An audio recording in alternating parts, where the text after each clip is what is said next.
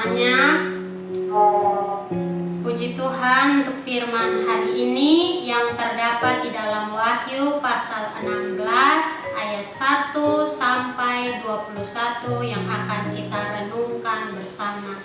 Puji Tuhan, walaupun dalam pasal 16 yang di bawah perikop ke-7 malapetaka, mengapa puji Tuhan? Karena pada saat ini masih ada waktu dan kesempatan yang oleh kebaikan Bapa surgawi kita, Bapa yang kekal, Bapa yang baik, yang setia, tidak pernah berubah dari dulu, sekarang maupun sampai selama-lamanya. Dan puji Tuhan, sebelum ke-7 malapetaka ini digenapi, dinyatakan bagi dunia ini dan segala isinya, bukan hanya untuk diperlihatkan begitu saja, tetapi ada untuk menghancurkan dunia dan isinya.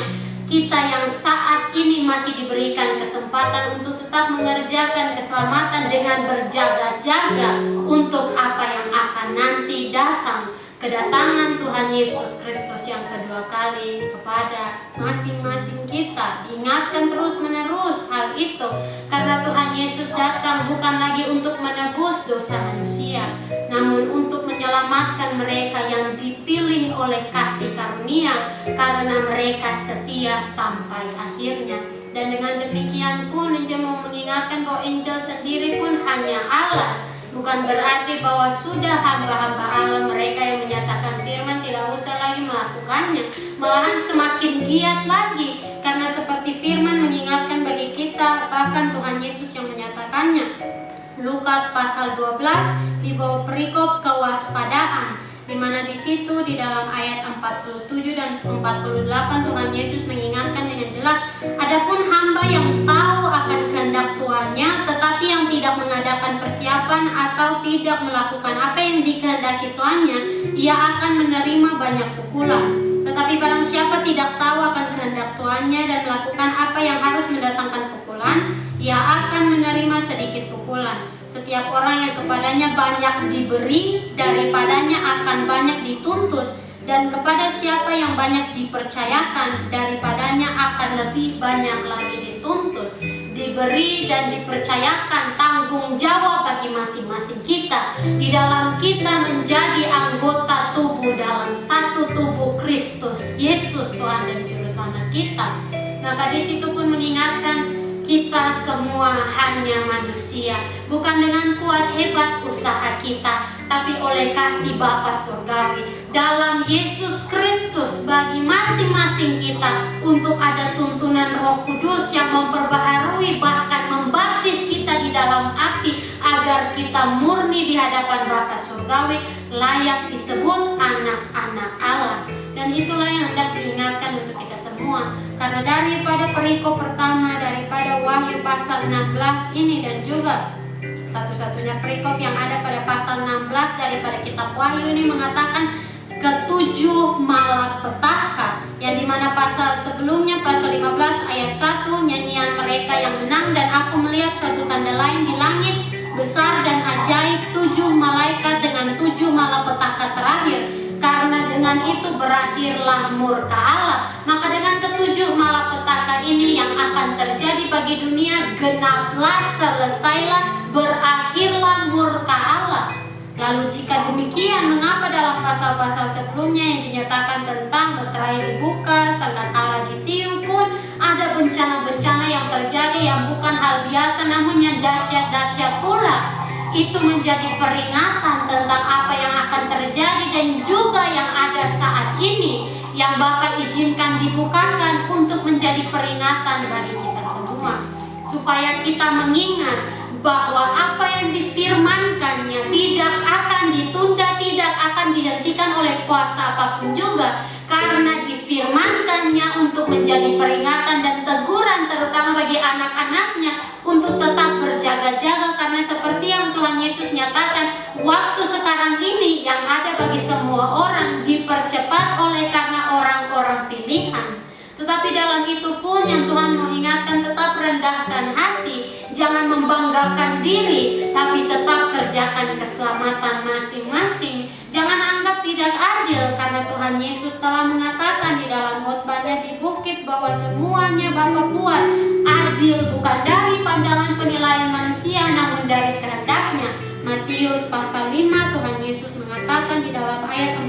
45 bahkan sampai ayat 46 pun, karena dengan demikianlah kamu menjadi anak-anak Bapamu yang di surga, yaitu saat kamu mengasihi musuhmu dan berdoalah bagi mereka yang menganiaya kamu.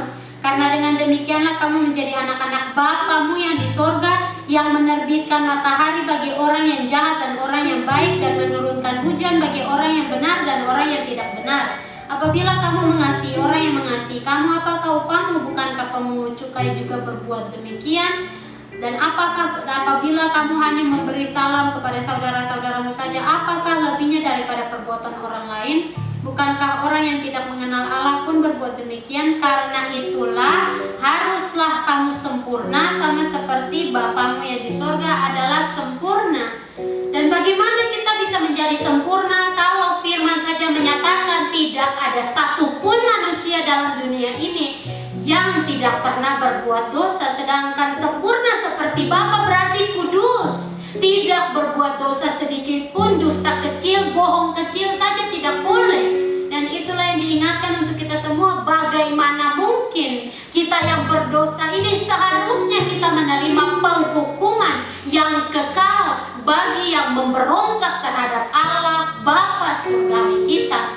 Tetapi seperti yang dinyatakan di dalam Yohanes, sungguh begitu luar biasa kasih Allah bagi dunia ini, Ia memberikan anak tunggalnya. Yohanes pasal 3, di mana di situ percakapan dengan Nikodemus, yang sedangkan Tuhan Yesus pun mengatakan kepada Nikodemus bahwa kamu yang mengajar, kamu sendiri tidak mengerti apa yang aku artikan. Dan disitulah yang diingatkan untuk kita semua tentang apa yang Tuhan ajarkan diperbaharui di dalam Roh Kudus. Bahkan di situ di dalam ayat 10 Tuhan Yesus mengatakan kepada Nikodemus, padahal sebelumnya Tuhan Yesus sudah mengatakan dengan jelas, dilahirkan dari Roh, harus dilahirkan kembali. Kamu harus dilahirkan kembali, karena dari awalnya kita dilahirkan dalam dosa, dalam arti tidak ada manusia pun satupun yang sempurna. Semuanya ada salah di mata Bapa surgawi. Dan disitulah mengapa diingatkan bagi kita, kamu harus dilahirkan kembali supaya kamu sempurna di dalam Bapa surgawi. Dengan cara apa? Kita mengikuti teladan Yesus Kristus yang sempurna, tidak bercela. Dan itulah yang hendak diingatkan untuk kita semua. Karena dari kecil pun kita sudah mempunyai kesadaran agar kita mengetahui mana yang jahat dan mana yang baik, mana yang benar. Dan itulah yang diingatkan untuk kita semua. Sebelum kita masuk dari ayat 1 pada pasal 16 Wahyu hari ini, kita kembali diingatkan bahwa kita adalah manusia berdosa. Kita harus dilahirkan kembali. Bukan berarti seperti yang Nikodemus katakan, apakah akan masuk kembali ke rahim ibu? Tidak. Tetapi di dalam Roh Kudus, agar kita menjadi bukan lagi anak-anak di dalam daging, namun anak-anak Allah. Karena apa yang berasal daripada Allah itulah kebenaran. Itu pun yang dinyatakan di dalam 1 Yohanes, yang dimana pasal 2 ayat 29 di bawah perikop anak-anak Allah, jikalau kamu tahu bahwa Ia adalah benar, yaitu Yesus Kristus adalah benar, kamu harus tahu juga bahwa setiap orang yang berbuat kebenaran lahir daripadanya, menjadi anak-anak Allah. Karena mereka semakin disempurnakan, semakin mereka melakukan kebenaran, semakin mereka berjalan dalam jalan yang Bapa tetapkan. Tetapi bagi yang menyimpang daripada jalan Bapa, bagi yang tidak mau melakukan kebenaran, bagi yang mau menyimpang berubah setia, bagi yang mau mengambil jalan sendiri, yang mau terus-menerus berada dalam keinginan dagingnya, terus-menerus berada di tempat yang sama, tidak akan pernah mau maju karena sudah nyaman di mana mereka berada kubangan dosa yang penuh dengan kesenangan hiburan bagi diri mereka, terutama keinginan mata dan keinginan daging mereka sendiri. Merekalah yang akan tertimpa ketujuh malapetaka ini. Karena demikian, karena dengan itu berakhirlah murka Allah.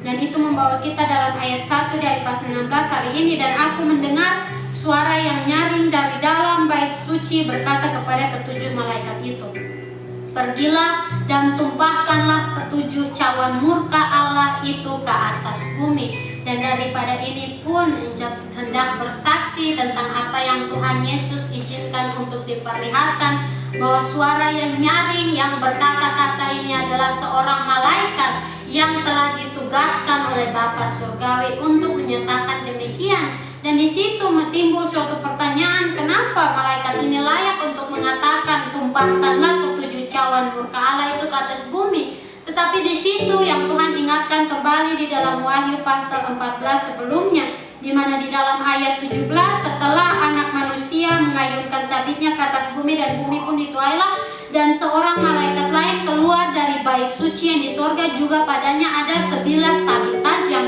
Dan juga selanjutnya pun seorang malaikat lain datang dari mesbah, ia berkuasa atas api, dan ia berseru dengan suara nyaring kepada malaikat yang memegang sabit tajam itu. Katanya, ayunkanlah sabitmu yang tajam itu dan potonglah buah-buah pohon anggur di bumi karena buahnya sudah masak. Dan itulah tugas yang diberikan bagi masing-masing malaikat itu. Kembali mengingatkan kita tentang pesan pada awal tadi, bahwa bagi masing-masing kita telah diberikan, dipercayakan suatu tanggung jawab pekerjaan, karena kita pun menjadi anggota tubuh di dalam satu tubuh Kristus, yang dimana masing-masing kita ada tanggung jawab dalam kehidupan kita pribadi maupun dalam apa yang Bapa tetapkan untuk kita menjadi berkat bagi orang lain. Itu rencana Bapa, bukan kita yang menetapkan menurut jalan sendiri. Demikian pun dengan malaikat yang berseru dengan suara nyaring ini, karena Yohanes mendengar suara yang nyaring. Dari pasal-pasal sebelumnya pun ada banyak yang dikatakan dengan suara yang nyaring. Wahyu pasal 3, Wahyu pasal 12 sebelumnya mengatakan di bawah perikop nyanyian kemenangan ayat 10, dan aku mendengar suara yang nyaring di sorga berkata, sekarang telah tiba keselamatan dan kuasa dan pemerintahan Allah kita dan kekuasaan Dia yang diurapinya, karena telah dilemparkan ke bawah pendakwa saudara-saudara kita yang mendakwa mereka siang dan malam di hadapan Allah kita. Dan daripada ini dikatakan pendakwa saudara-saudara kita. Dan dari suara yang nyaring ini, nyanyian kemenangan adalah yang mereka yang menang. Mereka yang menanglah yang menyanyikan nyanyian ini. Dan juga yang Tuhan hendak ingatkan kembali dari Wahyu pasal 12 ayat 10 sampai pada ayat 12, juga itu pun menjadi peringatan bagi kita, pembawa kabar baik, seperti yang diingatkan oleh Paulus dalam suratnya bagi jemaat yang ada di Roma, yang dimana di dalam Roma pasal 10 ayat 14 dan 15 menyatakannya, tapi di dalam ayat 15, dan bagaimana mereka dapat memberitakannya jika mereka tidak diutus, seperti ada tertulis betapa indahnya kedatangan mereka yang membawa kabar baik bahwa Allah Bapa Surgawi yang turun tangan untuk menyatakan pekerjaannya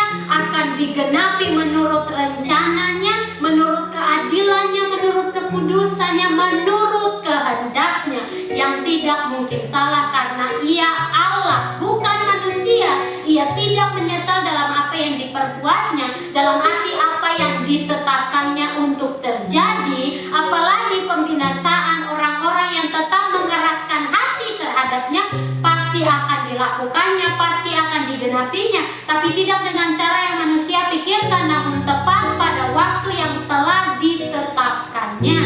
Dan daripada itu pun diingatkan untuk kita tentang apa yang tertulis di dalam Yeremia pasal 18, di mana di situ di bawah perikop pelajaran dari tukang periuk, pelajaran dari pekerjaan tukang periuk. Jadi bukan tukang periuk itu secara pribadi, tapi apa yang dikerjakannya.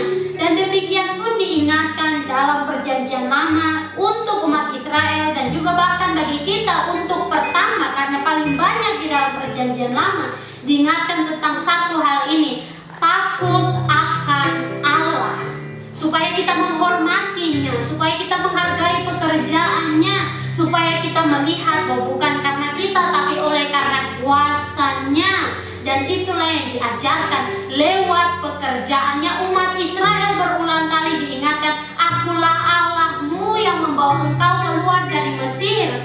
Dan itulah yang diingatkan hubungan dengan umat Israel terhadap Allah, bahwa melihat tentang pekerjaan tangan Allah, bahkan seperti yang diingatkan di dalam Pemazmur, yang dimana di situ diingatkan bagi kita pelajaran dari sejarah. Mazmur pasal 78, nyanyian pengajaran Asaf, tetapi di situ pelajaran yang diberikan adalah dari sejarah, dari apa yang telah terjadi. Bahkan di situ yang diingatkan dari ayat 3 dan 4, yang telah kami dengar dan kami ketahui dan yang diceritakan kepada kami oleh nenek moyang kami. Kami tidak hendak sembunyikan kepada anak-anak mereka, tetapi kami akan ceritakan kepada angkatan yang kemudian puji-pujian kepada Tuhan dan kekuatannya dan perbuatan-perbuatan ajaib yang telah dilakukannya dalam pekerjaan Bapa Surgawi. Tapi dalam perjanjian baru adalah bagaimana kita bisa mengenal Bapa melalui anaknya yang tunggal, Yesus Kristus, Tuhan dan Juru Selamat kita. Dan itu membawa kita kembali pada Yeremia pasal 18, pelajaran dari pekerjaan tukang periuk itu. Dan di situ di dalam ayat 7 dan 8 mengingatkan bagi kita, ada kalanya aku berkata tentang suatu bangsa dan tentang suatu kerajaan bahwa aku akan mencabut, merobohkan dan membinasakannya. Tetapi apabila bangsa yang terhadap siapa aku berkata demikian telah bertobat dari kejahatannya, maka menyesallah aku bahwa aku hendak menjatuhkan malapetaka yang kurancangkan itu terhadap mereka, yaitu jika mereka benar-benar berbalik dan bertobat, jika mereka benar-benar mau menyesal terhadap kesalahan mereka, karena mereka mengetahui kebinasaan telah dekat pasti akan datang menimpa mereka jika mereka tidak berbalik daripada kejahatan mereka. Itulah menyesal yang Bapa berikan untuk menjadi peringatan bagi kita, karena menyesal dalam masing-masing manusia adalah dari keinginan daging kita, dari hati kita sendiri, untuk membuat kita berpikir lebih baik, lebih benar menurut apa yang kita mau saja.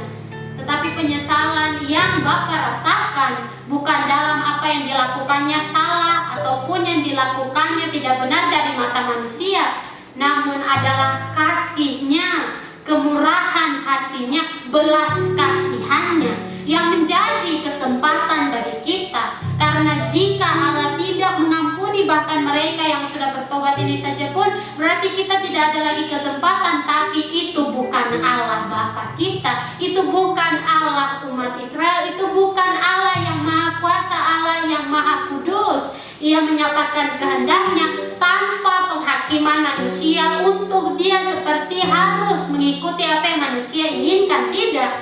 Namun dalam kehendaknya itulah yang dinyatakannya, karena seperti dalam ayat selanjutnya pun, dalam ayat 9 dan 10, ada kalanya aku berkata tentang suatu bangsa dan tentang suatu kerajaan bahwa aku akan membangun dan menanam mereka. Tetapi apabila mereka melakukan apa yang jahat di depan mataku dan tidak mendengarkan suaraku, maka menyesallah aku bahwa aku hendak mendatangkan keberuntungan yang kujanjikan itu kepada mereka. Jadi jelas dari menyesalnya Allah Bapa Surgawi tidak sama sekali sama dengan apa yang menjadi menyesalnya manusia. Dan itulah yang dikehendaki oleh Bapa untuk diingatkan bagi kita, bahwa Bapa kasih-Nya yang begitu luar biasa diberikan bagi kita dalam Yesus Kristus, teladan yang sempurna. Tetapi itu bukan berarti murka-Nya sudah dilupakan terhadap manusia yang ada di dalam dunia ini. Karena walaupun demikian, walaupun Allah Bapa telah menjanjikan keselamatan dalam Yesus Kristus, tetapi ternyata terjadi sama seperti pelajaran dari tukang periuk tadi dalam Yeremia pasal 18 yang tadi diingatkan bagi kita, yang dimana keberuntungan, berkat yang berkelimpahan telah dijanjikan Bapa bagi umat yang dipilihnya di dalam kasih setianya, di dalam kasih karunia-Nya. Dan hal ini pun terjadi sama seperti yang tertulis di dalam kitab Yosua, yang dimana bahkan dari sebelumnya umat Israel pun tentang rencana Bapa mereka dibawa keluar dari tanah Mesir. Tapi apa yang terjadi? Mereka berbalik, mereka menyimpang, mereka berubah setia. Itulah mengapa murka-Nya tetap ada. Murka Allah tetap tersimpan, tidak terhilang, tidak ditunda, tapi tetap ada untuk dinyatakan tepat pada waktunya untuk membinasakan seisi dunia ini. Karena daripada dunia ini semakin waktu berlalu, maka semakin banyak yang iblis dapat buat untuk menjadi jebakan perangkap bagi manusia untuk mereka jatuh di dalam dosa. Itulah mengapa Tuhan mengingatkan untuk kita. Kembali dalam Wahyu pasal 16 ayat 1 ke 7, malapetaka, pergilah dan tumpahkanlah ketujuh cawan murka Allah itu ke atas bumi. Karena seperti yang dinyatakan dalam sebelumnya di dalam ayat pasal 15, dan satu dari keempat makhluk itu memberikan kepada ketujuh malaikat itu 7 cawan dari emas yang penuh berisi murka Allah, yaitu Allah yang hidup sampai selama-lamanya. Jadi bukan seisi, bukan hanya setengah saja atau di bawah saja, penuh tinggal ditumpahkan, dan itu menjadi peringatan telah siap cawan murka Allah, hanya tunggu waktu ditumpahkan dengan perintah oleh Bapa Surgawi dalam yang ditugaskan malaikat untuk menyatakannya bagi 7 malaikat, 7 malapetaka yang dibawa mereka untuk ditumpahkan ke atas bumi dan seisinya. Dan itulah yang hendak diingatkan untuk kita semua, membawa kita dalam ayat 2 selanjutnya. Maka pergilah malaikat yang pertama, dan ia menumpahkan cawannya ke atas bumi. Maka timbullah bisul yang jahat dan yang berbahaya pada semua orang yang memakai tanda dari binatang itu dan yang menyembah patungnya. Dan hal ini berbeda daripada sangkakala yang pertama yang ditiup dan juga meterai pertama yang dibuka. Karena meterai yang pertama dibuka, Wahyu pasal 6 berkata tentang seekor kuda putih dan orang yang menungganginya memegang sebuah panah dan kepadanya dikaruniakan sebuah mahkota, lalu ia maju sebagai pemenang untuk merebut kemenangan. Sedangkan sangkakala yang pertama pun terjadi hujan es dan api dalam pasal 8 ayat 7, bercampur darah dan semuanya itu dilemparkan ke bumi, maka terbakarlah sepertiga dari bumi dan sepertiga dari pohon-pohon dan hanguslah seluruh rumput-rumputan hijau. Dan apa yang hendak diingatkan bagi kita dari ketiga hal yang berbeda ini, meterai, sangkakala dengan cawan murka yang ditumpahkan. Dan murka bukan murka sembarangan orang, tapi murka Allah yang hidup sampai selama-lamanya. Perbandingannya dengan meterai yang pertama adalah meterai yang pertama mengatakan tentang kebenaran firman Yesus Kristus, Injil yang kekal yang dinyatakan bagi manusia untuk mereka menerima meterai Allah yang hidup, agar mereka bukan hanya menjadi salah satu daripada yang dipanggil, tapi nanti ditinggalkan karena tidak setia sampai akhirnya, namun mereka menjadi yang dipanggil untuk dipilih dalam kasih karunia karena mereka melayakkan diri dengan tetap berkenan kepada Bapa Surgawi. Dan apa yang hendak diingatkan lewat sangkakala yang pertama pun, malaikat yang pertama meniup sangkakalanya dan terjadilah hujan es dan api, tetapi di situ terbakar sepertiga dari bumi dan sepertiga dari pohon-pohon dan hanguslah seluruh rumput-rumputan hijau. Pohon yang ada di dalam dunia ini penting karena dari situlah terdapat udara yang kita butuhkan setiap hari. Tetapi di situ pun yang Tuhan ingatkan untuk kita semua, semuanya oleh anugerah Bapa Surgawi. Ia yang memberikan, Ia yang mengambil kembali, itu menjadi kehendaknya, bukan kehendak kita. Maka daripada kembali pada malapetaka yang pertama, malaikat yang pertama menumpahkan cawannya ke atas bumi, timbullah bisul yang jahat dan yang berbahaya. Dari kata yang berbahaya ini mengingatkan kita dalam pasal sebelumnya, pasal 13, tentang binatang yang keluar dari dalam laut, di mana dalam ayat 3, maka tampaklah kepadaku satu dari kepala-kepalanya seperti kena luka yang membahayakan hidupnya. Tetapi luka yang membahayakan hidupnya itu sembuh. Seluruh dunia heran lalu mengikut binatang itu. Dan selanjutnya pun di dalam perikop selanjutnya, binatang yang keluar dari dalam bumi di dalam ayat 14, mereka disuruh oleh binatang yang keluar dari dalam bumi ini untuk mendirikan patung untuk menghormati binatang yang luka oleh pedang namun yang tetap hidup itu. Dan daripada bisul yang dinyatakan dari Wahyu pasal 16, perbandingannya dengan meterai pertama yang dibuka dengan sangkakala yang pertama yang ditiup adalah mereka yang mau melawan kehendak Allah, di mana pada awalnya bahkan membawa kita pada Kejadian pasal 1 dari ayat-ayat yang pertama pun, ayat 3 pertama, berfirmanlah Allah, jadilah terang, lalu terang itu jadi. Allah menetapkan pada awalnya ada terang dalam masing-masing kita. Tetapi saat kita tidak mau menerima apa yang terjadi saat meterai pertama dibuka itu, maka dari situ kita sudah disiapkan untuk menjadi yang dibinasakan kalau kita tidak mau bertobat. Karena seperti tadi dalam pelajaran tentang itu, pekerjaan tukang periuk itu mengingatkan bagi kita, Allah menjanjikan keberuntungan, berkat yang berkelimpahan, penjagaan, perlindungan, dan berkatnya pun diberikan bagi seorang, bahkan di situ dinyatakan bagi kerajaan. Tapi saat mereka berbuat jahat dan tidak ikut kehendak Tuhan, maka menyesallah Bapa dan tidak dilakukan murkanya apa yang telah dipersiapkannya. Malahan berbalik dari itu, murkanya lah yang akan ditetapkan untuk terjadi bagi kerajaan itu, atau bagi dalam keadaan ini, bagi orang itu. Karena ingat Yeskiel pasal 18 mengatakan masing-masing orang bertanggung jawab atas dirinya sendiri. Dan di situ membawa kita di dalam Wahyu pasal 16 ini, maka timbullah bisul yang jahat. Yang pertama dikatakan yang jahat, yang ganas. Jika ada di dalam tubuh manusia, contoh mengambil penyakit apapun juga dalam tubuh, yang jahat, yang ganas, pasti bisa menyebar ke bagian tubuh lainnya. Dan itulah yang diingatkan dalam hal ini. Bisul yang jahat ini yang menyebar jahatnya dalam dosa, dalam apa yang tidak berkenan kepada Bapa di surga, dan yang berbahaya pada semua orang yang memakai tanda dari binatang itu dan yang menyembah patungnya. Dan itulah yang diingatkan untuk kita semua. Bisul ini menjadi tanda bahwa mereka lah orang-orang yang memberontak terhadap Allah. Mereka lah orang-orang yang tidak mau mengikuti firman dan kehendak Bapa surgawi. Tetapi daripada ini pun mempunyai kemiripan dengan apa yang terjadi dalam zaman umat Israel dulunya, pada saat Allah Bapa surgawi hendak mengeluarkan umat Israel dari tanah Mesir. Apa yang terjadi yaitu tulah-tulah yang juga terjadi bukan hanya 1-2 saja, tetapi 10 dengan genap sampai selesai, untuk menyatakan kuasa Allah saat Ia berfirman terjadi sesuai kehendaknya.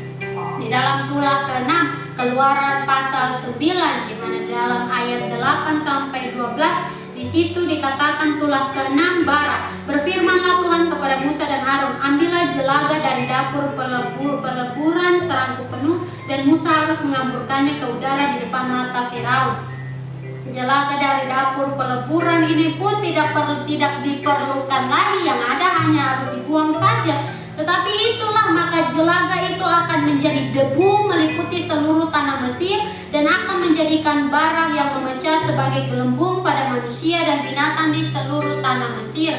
Dan dari kata debu itu pun mengingatkan bagi kita juga hanya dari debu, kita manusia dibentuk dari debu. Bahkan dari awal firman ini ada dinyatakan debu akan kembali menjadi debu, agar mengingatkan kita untuk tidak mementingkan tentang keinginan daging ataupun hidup kita di dalam dunia ini, dalam apa yang ditawarkan oleh iblis dan apa yang ditawarkan oleh dunia dalam kesenangan dan hiburan yang diberikannya. Tetapi di situ yang diingatkan selanjutnya akan menjadikan bara yang memecah sebagai gelembung pada manusia dan binatang di seluruh tanah Mesir. Lalu mereka mengambil jelaga dari dapur peleburan dan berdiri di depan Firaun. Kemudian Musa menghamburkannya ke udara, maka terjadilah bara yang memecah sebagai gelembung pada manusia dan binatang, sehingga ahli-ahli itu tidak dapat berdiri di depan Musa karena bara-bara itu. Sebab ahli-ahli itu pun juga kena bara sama seperti semua orang Mesir. Tetapi Tuhan mengeraskan hati Firaun sehingga ia tidak mendengarkan mereka, seperti yang telah difirmankan Tuhan kepada Musa. Dan ini mempunyai kemiripan dengan apa yang terjadi dalam Wahyu pasal 16 bisul ini. Tetapi yang terjadi pada Wahyu pasal 16 ayat 2 adalah terjadi bagi semua orang yang memakai tanda dari binatang itu dan yang menyembah patungnya. Dan daripada tulah ke-6 juga mempunyai arti dengan apa yang terjadi pada cawan pertama yang ditumpahkan ke atas bumi.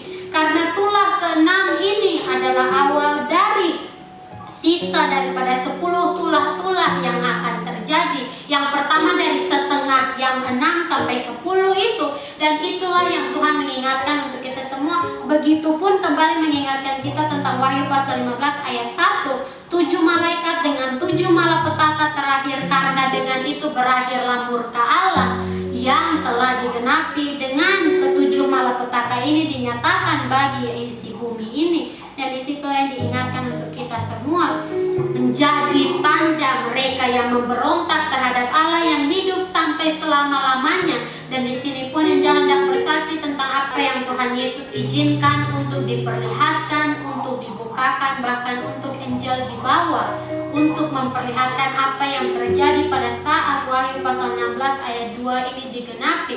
Banyak orang mempunyai bisul yang jahat dan membahayakan ini, dan bisul ini bukan tersembunyi tetapi terlihat dengan nyata-nyata. Bahkan saat terkena angin sedikit saja membuat sakit. Bukan di satu tempat bisul itu, tetapi di seluruh tubuh terasa sakit dan terasa lemah. Itulah jahatnya bisul itu, yang melambangkan tentang mereka yang menyakiti hati Bapa pun, karena mereka menganggap dosa yang mereka lakukan tidak dipentingkannya, tidak dilihat oleh Allah. Dan ini pun bukan hanya baru-baru saja, tetapi juga sudah dinyatakan dari zaman Yesaya, bahwa orang-orang itu mereka menganggap dalam kegelapan Allah tidak melihat apa yang mereka lakukan, padahal dengan benar-benar terbuka. Bahkan seperti firman tertulis, bahwa di dalam firman yang tertulis semuanya terbuka di hadapan Bapa, semua telanjang di hadapan Bapa, terbuka, tidak ada yang tersembunyi di hadapannya.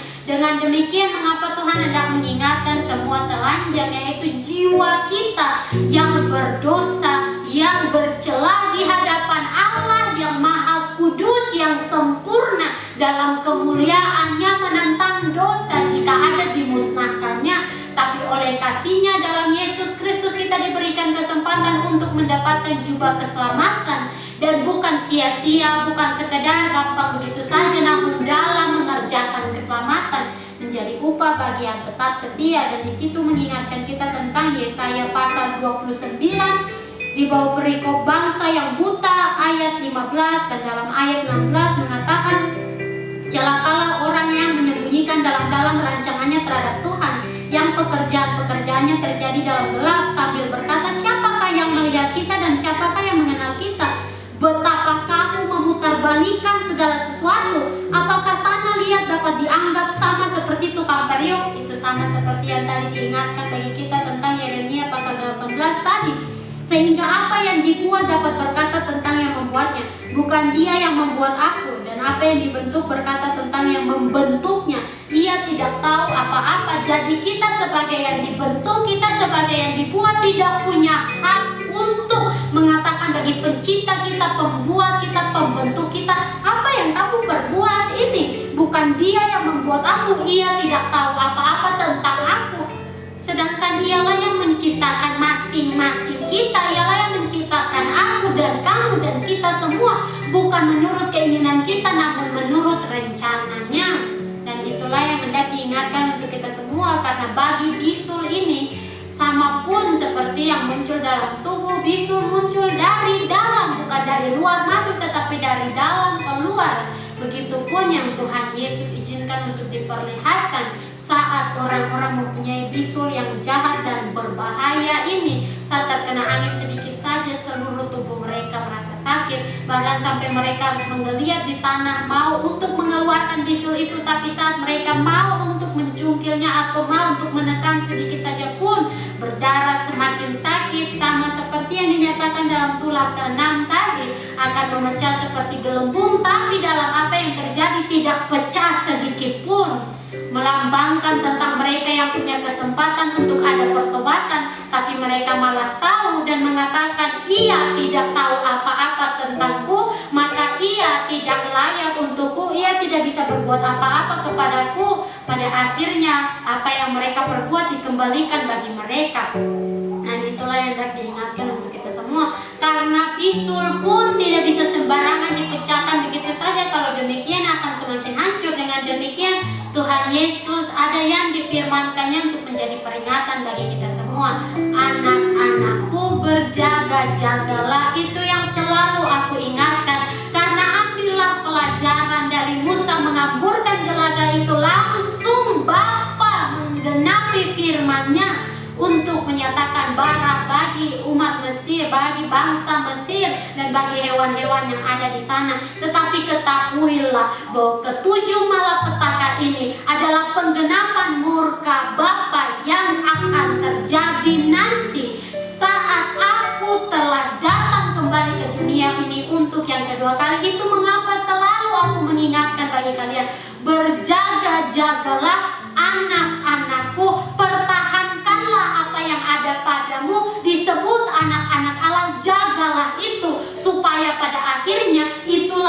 menjadi bagianmu yang tetap, upahmu yang menjadi apa yang bisa engkau dapatkan kekal sampai selamanya. Dan itulah yang ada Tuhan Yesus ingatkan bagi kita daripada Wahyu pasal 16 ayat 2 hari ini. Dan selanjutnya dalam ayat 3, cawan yang kedua, malaikat yang kedua menumpahkan cawannya ke atas laut, berbeda dengan sebelumnya ke atas bumi. Maka airnya menjadi darah seperti darah orang mati, dan matilah segala yang bernyawa yang hidup di dalam laut. Dan daripada laut ini pun diingatkan bagi kita dari Kejadian pasal 1 saat Allah menciptakan langit dan bumi serta isinya, di mana di situ dalam sebelumnya ayat 2, bumi belum berbentuk dan kosong, gelap gulita menutupi samudra raya, dan roh Allah melayang-layang di atas permukaan air. Bahkan dari awalnya pun hanya ada laut dan cakrawala. Hari yang ketiga baru dibentuk daratan dan tumbuh-tumbuhan. Dan daripada itu pun mengingatkan untuk kita semua tentang kasih Allah yang nyata, di mana-mana dinyatakan. Bahkan firman pun mengatakan langit menceritakan kemuliaan pekerjaan tangan Tuhan. Tetapi bagaimana dengan laut? Laut itu yang Tuhan hendak mengingatkan untuk kita semua, melambangkan tentang kedalaman yang tidak kita ketahui. Karena seperti kehidupan kita pun, kita tidak bisa tahu tentang hati manusia, apa yang dipikirkan oleh orang lain, apa yang dirasakan oleh orang lain secara detail sampai yang dalam jiwanya pun kita tahu. Tidak ada yang bisa mengetahuinya, hanya Bapa surgawi. Dan begitu pun seperti yang diingatkan untuk kita tentang laut, di mana di dalam laut samudra raya yang begitu lebar, luas, dalam itu saja pun ada banyak hal yang manusia belum ketahui, karena mereka belum atau tidak bisa sampai di tempat di mana mereka tidak tahu apa yang ada di situ.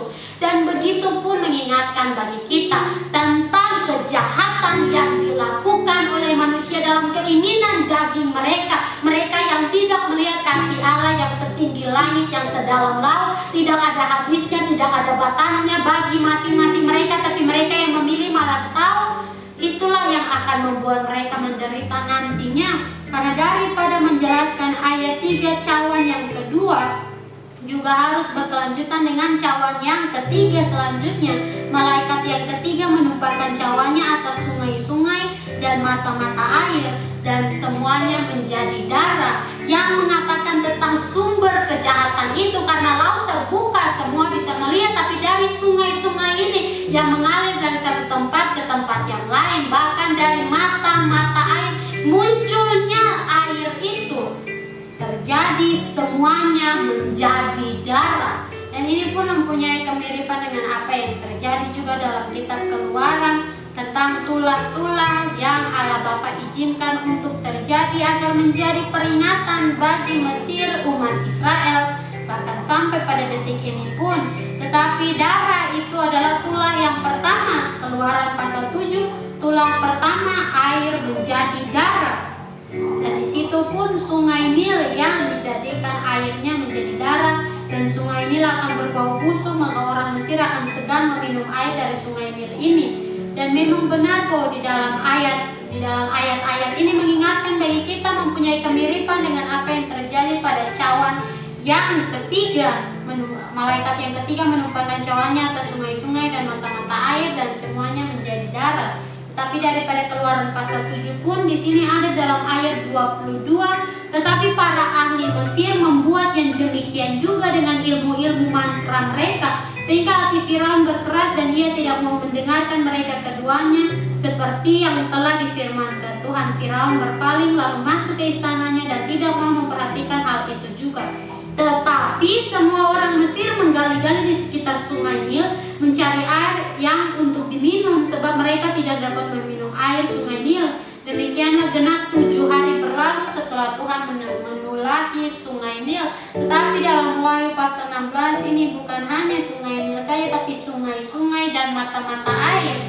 Dan dari itulah yang pertama menjadi bayangan tentang apa yang akan terjadi nanti. Lebih dahsyat, belum pernah sebelumnya, tetapi itu ada untuk menjadi penghukuman bagi mereka yang tertinggal. Karena dalam cawan yang kedua sebelumnya mengingatkan bagi kita tentang yang tadi pun dinyatakan dalam kitab Yesaya. Mereka yang hidup dalam kegelapan berpikir bahwa rahasia tersimpan dalam mereka. Tidak ada yang tahu, Allah sendiri pun tidak tahu apa-apa. Tapi mereka lah yang bodoh karena mereka tidak tahu bahwa Allah begitu mengasihi mereka, menyatakan kasih-Nya, tapi mereka sendiri yang tidak mau berjalan sesuai kehendak-Nya. Apakah kita termasuk daripada mereka itu? Apakah kita termasuk daripada mereka yang mencari jalan sendiri, yang lebih percaya seperti Firaun, percaya ahli-ahli sihirnya, melihat ahli-ahli sihirnya pakai mantra juga bisa berbuat apa yang difirmankan oleh Allah Bapa Surgawi, bagi menjadi peringatan baginya, dan disitulah yang menjadi renungan bagi masing-masing kita. Kembali kepada perikop tadi ke-7 malapetaka, ini bukan hal yang bermain-main. Inilah yang akan terjadi nanti. Kesusahan akan ada di mana-mana, bahkan berkelanjutan ayat 3, 4, dan 5. Dan aku mendengar malaikat yang berkuasa atas air itu berkata, berbeda dengan sebelumnya dalam Wahyu pasal 15 ayat 18, seorang malaikat lain datang dari Mesbah, ia berkuasa atas api. Tetapi dalam ayat 5 ini aku mendengar malaikat yang berkuasa atas air itu berkata, adil engkau yang ada dan yang sudah ada, engkau yang kudus yang telah menjatuhkan hukuman ini, karena mereka telah menumpahkan darah orang-orang kudus dan para nabi. Engkau juga telah memberi mereka minum darah, hal itu wajar bagi mereka. Darah yang berbau busuk, yang melambangkan hidup mereka pun yang selalu mempersembahkan korban persembahan yang busuk di hadapan Bapa. Dosa, kejahatan, kemunafikan, mendua hati terus ada. Tidak ada pernah ada pertobatan dalam hidup masing-masing mereka. Dikembalikan apa yang mereka perbuat bagi diri mereka sendiri. Dan daripada ayat ini ada yang paling jelas menyatakan tentang Wahyu pasal 16 ayat 3 sampai pada ayat 6 ini pun terdapat di dalam kitab Yeremia, di dalam pasal 2 di bawah perikop Israel murtad kepada Tuhan, di mana di situ dikatakan untuk kita semua daripada ayat 4, dengarlah firman Tuhan, hai kaum keturunan Yakub, hai segala kaum keluarga keturunan Israel, beginilah firman Tuhan, apakah kecurangan yang didapati nenek moyangmu padaku, sehingga mereka menjauh daripadaku, mengikuti dewa kesia-siaan sampai mereka menjadi sia-sia. Demikian pun menjadi peringatan bagi kita saat ini yang hidup dalam dunia, saat mengikuti juga dewa kesia-siaan, tetapi juga apa yang ditambahkan oleh dunia lewat semakin berlalunya zaman, yaitu mengikuti dunia yang membuat kita sampai menjadi sia-sia, tidak ada lagi guna di dalam tangan Bapa Surgawi, dan mereka tidak lagi bertanya, di manakah Tuhan yang menuntun kita keluar dari tanah Mesir, yang memimpin kita di padang gurun, di tanah yang tandus dan yang lekak-lekuk, di tanah yang sangat kering dan gelap, di tanah yang tidak dilintasi orang dan yang tidak didiami manusia.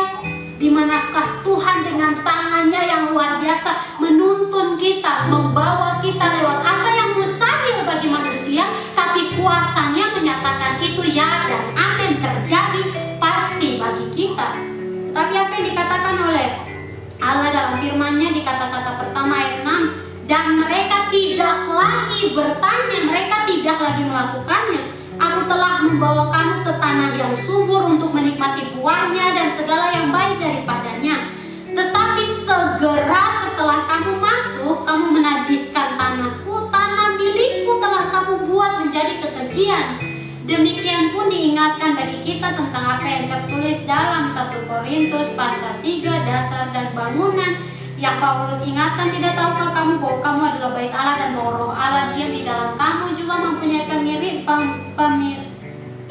kemiripan dengan apa yang tertulis di dalam Kejadian pasal 1. Daripada ayat 2, bumi belum berbentuk dan kosong, gelap gulita menutupi samudera raya, dan Roh Allah melayang-layang di atas permukaan air, supaya kita dibentuk bukan sia-sia begitu saja, hanya ada untuk dibinasakan. Dan daripada Yeremia pasal 2 itu pun berkelanjutan, para imam tidak lagi bertanya, di manakah Tuhan? Orang-orang yang melaksanakan hukum tidak mengenal aku lagi, dan para gembala mendurhaka terhadap aku. Para nabi bernubuat demi Baal, mereka mengikuti apa yang tidak berguna, sebab Sebab itu aku akan berbantah lagi dengan kamu, demikianlah firman Tuhan. Dan dengan anak cucumu aku akan berbantah. Menyeberang sajalah ke tanah pesisir orang Kitim dan lihatlah. Suruhlah orang ke Kedar dan perhatikanlah dengan sungguh-sungguh. Lihatlah apakah ada terjadi yang seperti ini. Pernahkah suatu bangsa menukarkan Allahnya meskipun itu sebenarnya bukan Allah? Tetapi umatku menukarkan kemuliaannya di dalam apa yang dinyatakan bangsa-bangsa juga. Allah umat Israel adalah Allah yang maha dahsyat, Allah yang maha kuat, tapi mereka menukarkan kemuliaannya dengan apa yang tidak berguna lewat kesia-siaan, hal-hal duniawi yang hanya membawa kebinasaan bagi masing-masing mereka. Dan dalam ayat-ayat selanjutnya sangat jelas menyatakan juga apa yang diingatkan daripada Wahyu pasal 16. Tertegunlah atas hal itu, hai langit, menggigil dan gemetarlah dengan sangat, demikianlah firman Tuhan. Sebab 2 kali umatku berbuat jahat. Mereka meninggalkan aku, sumber air yang hidup, untuk menggali kolam bagi mereka sendiri, yakni kolam yang bocor yang tidak dapat menahan air. Itu sudah sangat jelas. Bagi sungai-sungai, mata-mata air, bahkan laut yang berubah menjadi darah ini untuk menjadi pelajaran bagi mereka. Seperti yang dinyatakan oleh malaikat yang berkuasa atas air itu, adil engkau yang ada, yang sudah ada, engkau yang kudus. Dan di sini yang Tuhan hendak mengingatkan untuk kita daripada apa yang malaikat ini katakan, adil engkau yang ada dan yang sudah ada, yang berbeda dengan sebelumnya, bahkan dari Wahyu pasal-pasal pertama tentang apa yang dinyatakan oleh di dalam firman-Nya bahwa engkau Allah yang ada dan yang sudah ada. Di dalam Wahyu pasal 1 ayat 4, dari Yohanes kepada ke-7 jemaat yang di Asia Kecil, kasih karunia dan damai sejahtera menyertai kamu dari Dia yang ada dan yang sudah ada dan yang akan datang. Dan itulah menjadi peringatan bagi kita. Ketujuh malapetaka ini terjadi setelah Tuhan Yesus telah datang. Yang telah datang sudah datang dan menggenapi rencana penyelamatan orang-orang pilihan oleh kasih karunia. Tapi bagi yang tertinggal, bukan mereka bisa menikmati dunia dan isinya sampai selamanya, tidak. Tapi mereka akan menerima, bahkan ditumpahkan bagi mereka murka Allah yang hidup sampai selamanya, yang ada dan yang sudah ada, yang menjadi teguran yang jelas bahwa Allah yang ada, yang sudah ada, yang ada saat ini, yang sudah ada dari dulunya, melihat setiap perbuatan perkataan dalam kehidupan masing-masing kita, dan ialah yang menghakimi mana yang baik dan benar, bukan dari yang bisa kita goda, yang bisa kita bayar supaya kita bisa dapat yang baik, supaya kita bisa dapat keselamatan. Keselamatan tidak didapatkan dengan usaha manusia, bukan dengan uang, bukan dengan pekerjaan kebenaran orang, tapi dengan apa yang Bapa perhitungkan padanya, apa yang Bapa kehendaki dilakukannya. Itulah yang hendak diingatkan untuk kita semua. Engkau yang kudus, yang telah menjatuhkan hukuman ini, karena mereka telah menumpahkan darah orang-orang kudus dari para nabi. Dari para nabi engkau juga telah memberi mereka minum darah. Hal itu wajar bagi mereka. Daripada ayat 6 ini kaitannya dengan ayat 3 dan 4 pun yang hendak diingatkan bagi kita semua. Dan di sini pun Injil bersaksi tentang apa yang Tuhan Yesus izinkan untuk dinyatakan, bahwa itu melambangkan hamba-hamba Allah, mereka yang dianiaya, bahkan dibunuh dan dibuang di sungai-sungai, di mata-mata air, bahkan di laut begitu saja. Lalu orang yang membunuhnya berpesta seakan-akan mereka meminum anggur dan bersukaria, seperti yang dinyatakan di dalam pasal sebelumnya. Mereka yang bersukacita di dalam anggur cabul, anggur yang terus-menerus membuat mereka jatuh di dalam dosa. Dan itulah yang hendak diingatkan untuk kita semua, berjaga-jagalah, karena apa yang diperbuat orang itu pun yang dikembalikan baginya. Di dalam Wahyu pasal 14 sebelumnya ayat 8, sudah rubuh Babel, kota besar itu yang telah memabukkan segala bangsa dengan anggur hawa nafsu cabulnya. Dan itu pun yang diingatkan, engkau juga telah memberi mereka minum darah. Hal itu wajar bagi mereka, karena mereka menghina darah perjanjian dan lebih memilih anggur yang penuh dengan hawa nafsu cabul, dosa, dan hal-hal duniawi, keinginan daging lainnya. Mereka kembali akan menderita dengan apa yang akan mereka nikmati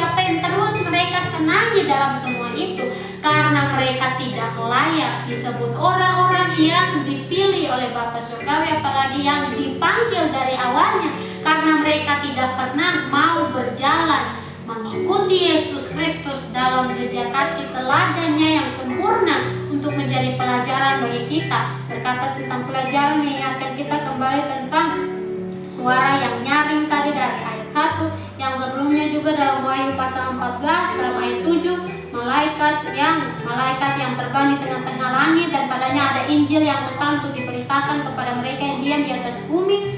Ia berseru dengan suara nyaring, takutlah akan Allah dan muliakanlah Dia, karena telah tiba saat penghakimannya, dan sembahlah Dia yang telah menjadikan langit dan bumi dan laut dan semua mata air. Ia yang menjadikan, Ia yang mempunyai hak untuk melakukan sesuai kehendaknya. Tapi daripada itu, mata air itu mengingatkan kita kembali tentang Yeremia pasal 2 tadi. Sungguh sangat jelas ayat 13, sebab 2 kali umatku berbuat jahat. Mereka meninggalkan aku, sumber air yang hidup, untuk menggali kolam bagi mereka sendiri, yakni kolam yang bocor yang tidak dapat menahan air. 2 kali itu mereka meninggalkan Allah, dan lalu yang keduanya adalah mereka membuat sendiri bagi diri mereka.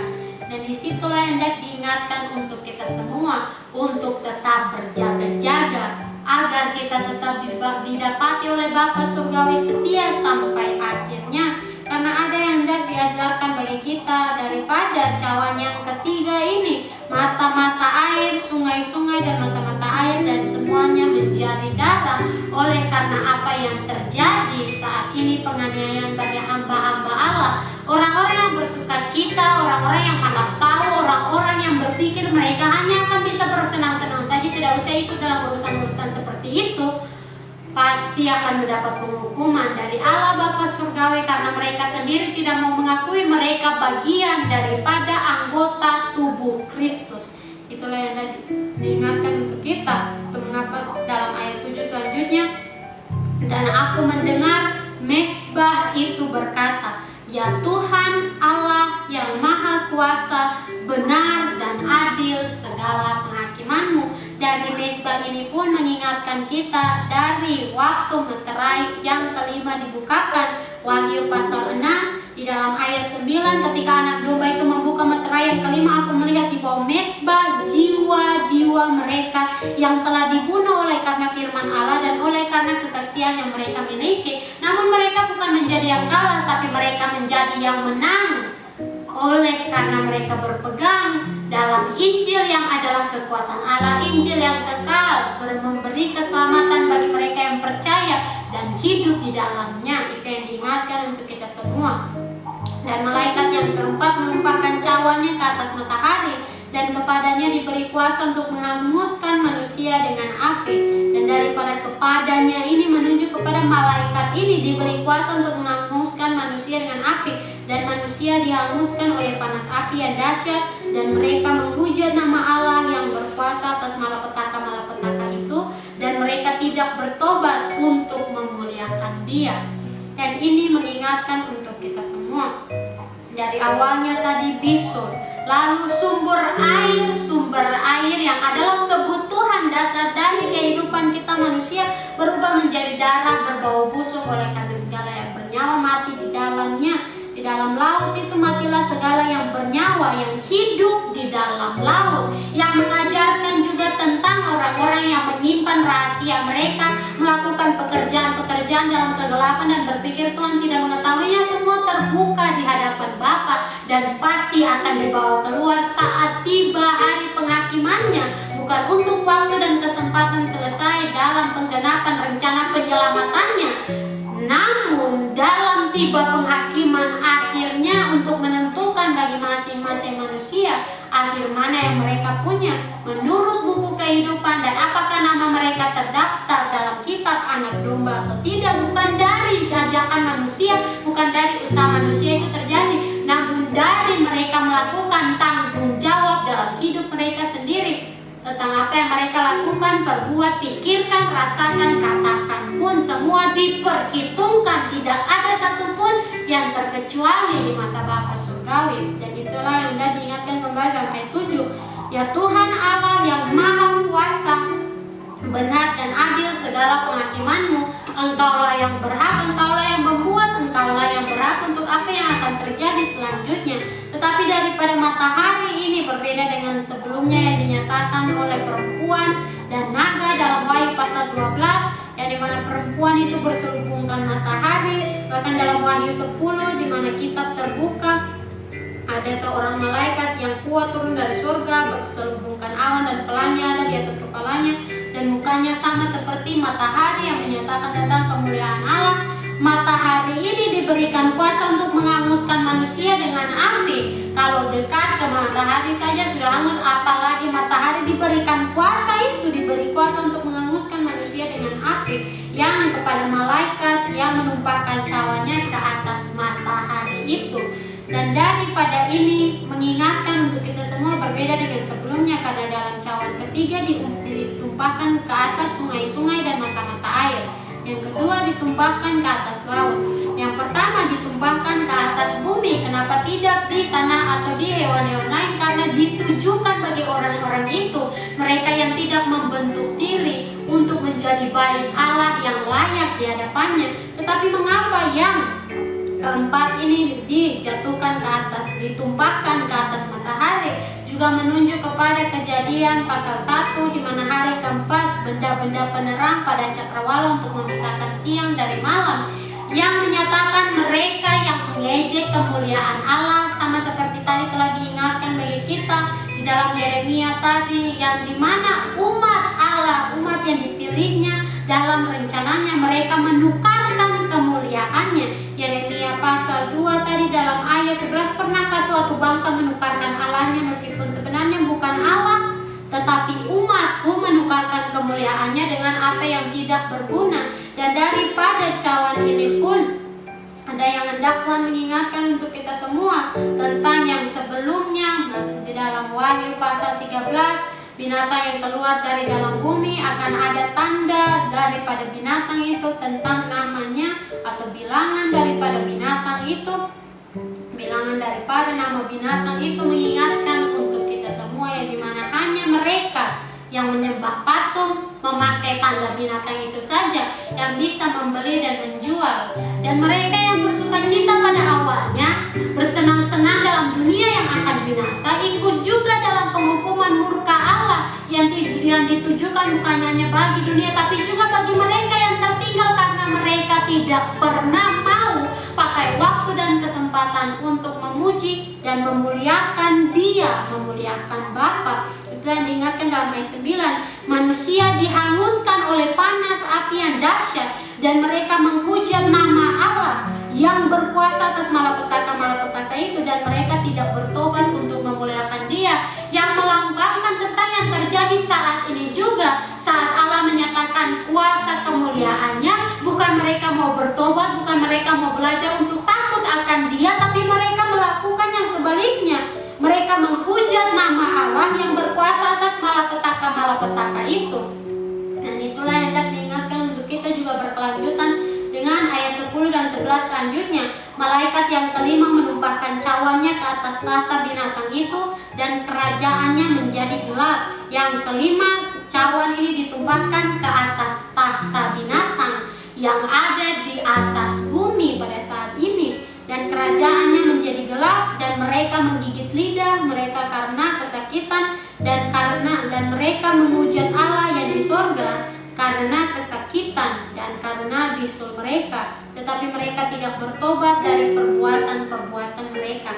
Dari susunan kata-kata ini pun ada yang hendak diingatkan bagi kita tentang manusia yang memutarbalikkan segala sesuatu, memutarbalikkan kebenaran menjadi yang salah, dan yang salah menjadi yang benar, memutarbalikkan menurut keinginan masing-masing mereka. Karena daripada ayat 9 dinyatakan mereka tidak bertobat untuk memuliakan Dia, ayat 11 mengatakan mereka tidak bertobat dari perbuatan-perbuatan mereka, yang juga menjadi pelajaran bagi kita yang ada saat ini, selagi masih ada hari ini, selagi masih ada waktu dan kesempatan yang Bapa anugerahkan bagi kita masing-masing, tentang bertobat, bukan untuk mencari harta, bukan untuk mencari tetapi untuk memuliakan Dia, bertobat untuk mengikuti mengikutinya, bertobat untuk berjalan dengannya, bertobat untuk memuliakan namanya sesuai kehendak Bapa surgawi.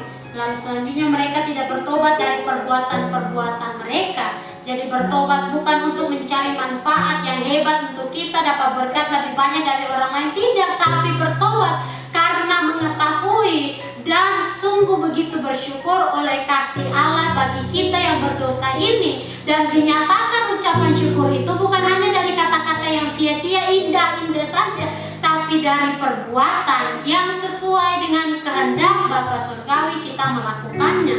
Itulah arti dari pertobatan yang benar-benar berkenan kepada Bapa, pertobatan yang menyenangkan hatinya, pertobatan yang untuk kemuliaan namanya. Karena lihat dari pasal-pasal sebelumnya, nyanyian mereka yang menang, bahkan para malaikat pun mereka bukan berkata tentang mereka bisa mendapat berkat lebih banyak, mereka bisa lebih dilindungi, mereka bisa lebih daripada yang lain, tidak.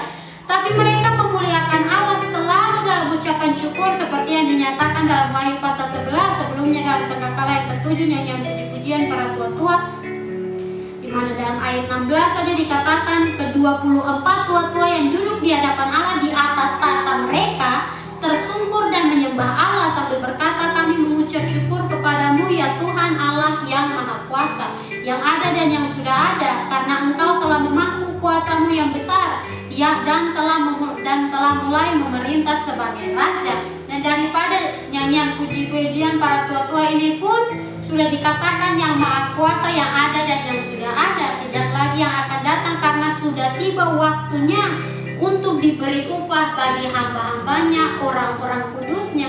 Dan itu pun yang diingatkan untuk kita semua tentang sebelumnya tadi dalam ayat 16, tahta 24 tua-tua ini berada di hadapan Allah. Berbeda dengan tahta binatang ini yang ada di atas bumi dan kerajaannya yang gelap. Kerajaannya menjadi gelap dan mereka menggigit lidah mereka karena kesakitan. Dan daripada Wahyu pasal 16 ayat 10 ini pun mempunyai kemiripan dengan apa yang terjadi juga saat tulah-tulah dinyatakan. Tetapi di situ adalah tulah yang ke-9, yang sebelum yang terakhir, gelap gulita. Di situ pada saat berfirmanlah Tuhan kepada Musa, ulurkanlah tanganmu ke langit supaya datang gelap gulita meliputi tanah Mesir sehingga orang dapat meraba gelap itu. Lalu Musa mengulurkan tangannya ke langit dan datanglah gelap gulita di seluruh tanah Mesir selama 3 hari. Tidak ada orang yang dapat melihat temannya, juga tidak ada orang yang dapat bangun dari tempatnya selama 3 hari. Tetapi pada semua orang Israel ada terang di tempat kediamannya. Begitupun dalam zaman sekarang ini, dalam waktu sekarang ini, zaman kesukaran, zaman yang akhir ini, yang terakhir, yang hendak Tuhan Yesus mengingatkan untuk kita semua, tetaplah kerjakan keselamatan, karena gelap gulita yang ada pada tulah ke-9 itu 3 hari. Tetapi yang hendak diingatkan untuk kita semua pun dalam angka 3 itu adalah 3 kali, yang juga dalam firman pun ada banyak kali diingatkan bagi kita semua. Contohnya daripada Simon Petrus, saat ia menyangkal Yesus Kristus, ia menyangkal 3 kali karena ia melihat jika ia mengakui bahwa ia mengikuti Yesus, ia pun akan menderita, ia pun akan dibawa untuk disiksa. Tetapi saat ia melihat Yesus lagi, saat Yesus menyatakan dirinya bagi murid-muridnya, di situ apa yang dikatakan Tuhan Yesus bagi Petrus pribadi kepada Petrus sendiri. Di dalam Yohanes pasal 21 di bawah perikop gembalakanlah domba-dombaku, Tuhan Yesus juga mengatakannya 3 kali agar mengingatkan juga untuk kita kesempatan yang Bapa berikan saat ini untuk dalam waktu yang ada setiap hari. 3 kali itu menunjuk kepada Bapa surgawi, takut akan Allah, lalu akan Allah anak Yesus Kristus Tuhan dan Juru Selamat kita, mempunyai hubungan dengan Allah Bapa lewat Allah Anak dalam Allah Roh Kudus, kepada Bapa surgawi oleh Yesus Kristus dalam tuntunan Roh Kudus, membuat kita disempurnakan di dalam ketiga kali yang Tuhan izinkan dibukakan bagi kita hari ini.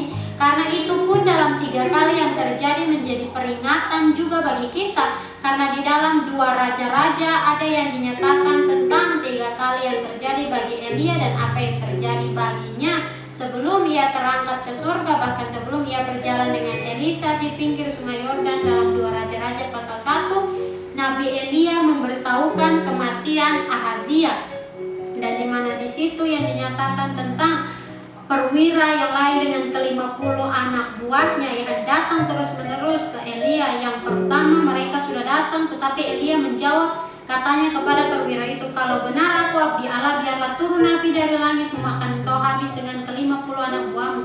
Maka turunlah api dari langit memakan dia habis dengan ke-50 anak buahnya. Jika demikian pun terjadi pada kali kedua. Namun pada kali yang ketiga, perwira yang ketiga itu sudah sampai, berlututlah ia di depan Elia serta memohon belas kasihan kepadanya. Katanya, ya abdi Allah, biarlah kiranya nyawaku dan nyawa ke-50 orang hamba-hambamu ini berharga di matamu. Bukankah api sudah turun dari langit memakan habis kedua perwira yang dahulu dengan ke-50 anak buah mereka? Tetapi sekarang biarlah nyawaku berharga di matamu. Maka berfirmanlah malaikat Tuhan kepada Elia, turunlah bersama-sama dia, janganlah takut kepadanya. Lalu bangunlah Elia dan turun bersama-sama dia menghadap raja. Mengapa Tuhan hendak mengingatkan kita tentang kedua hal yang berbeda zaman, berbeda jarak waktunya yang terjadi, tetapi ada yang sama kemiripan? Satu ini saja daripada mereka. Ada 3 kali yang terjadi. Jika Petrus itu terhadap pribadi dirinya sendiri 3 kali menyangkal Yesus Kristus, tapi bagi Elia 3 kali ia berkata tentang apa yang akan terjadi jika memang ia benar adalah abdi Allah. Dan itulah yang mengingatkan untuk kita semua, konfirmasi di dalam apa yang terjadi. Karena saat Petrus menyangkal 3 kali, ayam berkokok, genaplah apa yang Yesus Kristus telah ingatkan dan firmankan baginya. Dan apa yang terjadi bagi Elia ini dalam perwira yang meminta belas kasihan daripadanya, yang ketiga kali berbeda dengan perwira-perwira yang sebelumnya. Ia datang meminta belas kasihan, bukan datang dengan membantah tinggi hati, mari turun ke sini. Tapi disitulah yang diingatkan untuk kita semua, dalam Allah Bapa, Allah Anak, dan Allah Roh Kudus yang adalah satu, tidak terpisah daripada yang lainnya, tapi bersama menyatakan kasih-Nya untuk masing-masing kita, agar kita bukan hanya menjadi yang dipanggil, tapi menjadi yang dipilih, yang diberikan tanggung jawab bagi masing-masing kita dalam apa yang akan terjadi semakin berlalunya waktu yang ada saat ini, untuk kita tetap mengerjakan keselamatan menjadi sesuai dengan yang Bapa kehendaki. Itulah yang diingatkan untuk kita semua, bersambung dengan apa yang tertulis dalam Wahyu pasal 16 tadi, daripada ayat 8 sampai pada ayat 11. Perbandingannya pun ada. Ayat 8 mengatakan tentang matahari yang dimana malaikat kepadanya diberi kuasa untuk menghanguskan manusia dengan api, terang pasti. Tapi dalam selanjutnya kembali lagi dalam gelap. Dan itulah yang mengajarkan bagi kita saat ini, mereka yang mengejek, menghujat Allah karena terang kemuliaannya, itulah yang menjadi penghukuman bagi mereka kembali. Karena dalam cawan yang keempat ditumpahkan manusia, mereka menghujat nama Allah yang berkuasa atas malapetaka itu.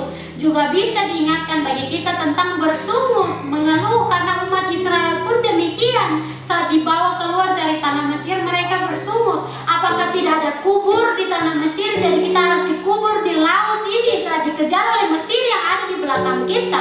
Apakah Allah hanya membawa kita untuk mati di padang gurun dan membuat istri-istri dan anak-anak kita menjadi budak-budak? Padahal Allah membuat penghukuman juga pada saat itu bagi mereka untuk menjadi peringatan bagi angkatan generasi selanjutnya. Tapi mereka pun tidak mau mendengarkan. Itu juga yang telah diingatkan di dalam firman-Nya. Yeremia pasal 2 juga di dalam ayat 29 dan selanjutnya. Mengapakah kamu mau berbantah dengan aku? Kamu sekalian telah mendurhaka kepadaku. Demikianlah firman Tuhan. Sia-sia aku telah memukuli anak-anakmu, hajaran tidaklah mereka terima. Pedangmu sendiri telah memakan habis para nabimu seperti singa muda yang memusnahkan. Keturunan apakah kamu ini? Perhatikanlah firman Tuhan. Sudahkah aku menjadi padang gurun bagi Israel atau tanah yang gelap gulita? Maka mengapa umatku berkata, kami sudah bebas, kami tidak lagi mau datang kepadamu? Sama halnya yang terjadi di dalam cawan yang kelima yang ditumpahkan ditumpahkan ini ke atas tahta binatang itu dan kerajaannya menjadi gelap. Yang melambangkan manusia juga yang mengejek, yang menghina bahwa kerajaan Allah adalah gelap, tidak baik, hanya mendatangkan kejahatan, hanya mendatangkan kekerasan, hukuman saja. Padahal Allah berfirman di dalam Yesus Kristus, sungguh begitu besar kasih Allah bagi dunia ini, bukan untuk menyelamatkan segala yang ada dalam dunia ini, bahkan dosa-dosa juga tidak, tapi orang-orang yang ada di dalamnya melalui anak tunggalnya diberikan bagi mereka. Dan itulah yang diingatkan untuk kita dalam apa yang tertulis di Kolose, juga menjadi peringatan bagi masing-masing kita. Kolose pasal 3 di dalam ayat 2, sebab kamu telah mati dan hidupmu tersembunyi bersama dengan Kristus di dalam Allah, supaya dalam kita mati itu kita dilahirkan kembali dalam Yesus Kristus untuk menjadi anak-anak Allah. Mati itu bukan secara fisik, namun mati itu mengingatkan bagi kita kedagingan kita, duniawi kita, dulunya kita. Matikan semua itu supaya yang hidup adalah Roh Kudus yang semakin berkuasa. Yang hidup bukanlah buah yang busuk di hadapan Bapa, karena firman pun menyatakan tentang pohon anggur yang hanya menyatakan tentang buah yang busuk, yang jijik di hadapan tuannya, tetapi menghasilkan buah yang sesuai dengan kehendak Bapa. Karena di dalam ayat 11 selanjutnya, mereka menghujat Allah yang di sorga karena kesakitan dan karena bisul mereka. Mereka terus-menerus marah, mereka terus-menerus menghujat Allah yang di sorga karena kesakitan yang mereka alami. Dan di situ pun ada yang diingatkan untuk kita tentang firman pun menyatakannya, di mana Allah membunuh mereka, Allah memberikan penghukuman bagi mereka, dan di situ mereka kembali mau bertobat, tapi di situ mereka hanya menipu saja, mereka berbohong saja. Karena mereka terus-menerus berbalik lagi terhadap apa yang salah. Mereka terus-menerus melakukan apa lagi yang tidak berkenan kepada Bapa Surgawi. Dan itulah yang hendak diingatkan untuk kita semua tentang kesetiaan di hadapan Bapa di surga.